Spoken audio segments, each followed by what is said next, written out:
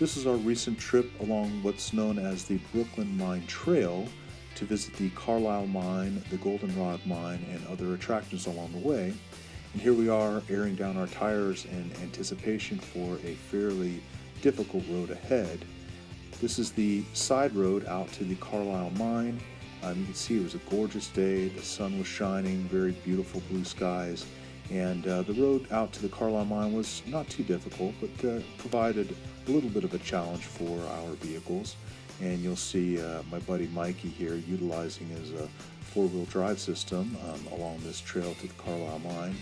And when we arrived at the Carlisle Mine, we parked, and you can see it's set in this very beautiful valley, and we took a little hike all the way up to the top where we hope to find the entrance to the mine.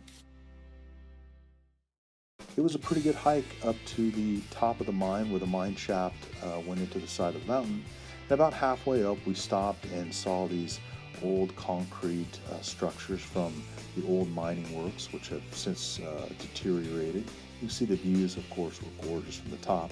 And then we actually went into the mine. This is the first time anyone in our group had ventured into an old abandoned mine like this, and it was pretty exciting.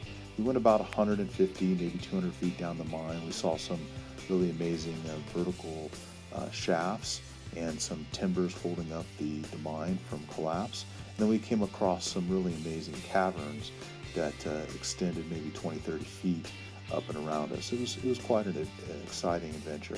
And you can see here's my son Jacob coming out of the mine with a big grin on his face after exploring a mine for the first time.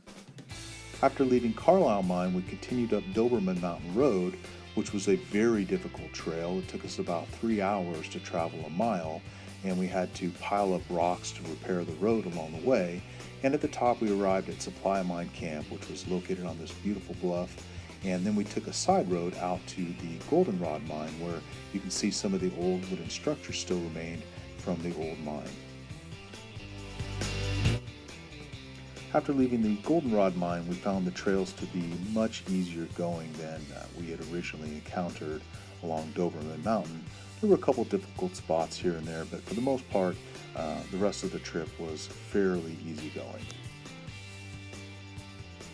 When we arrived at OK Mine, the sun was already starting to wane a little bit, so we only had time to explore these old office buildings that remained there that were in disrepair.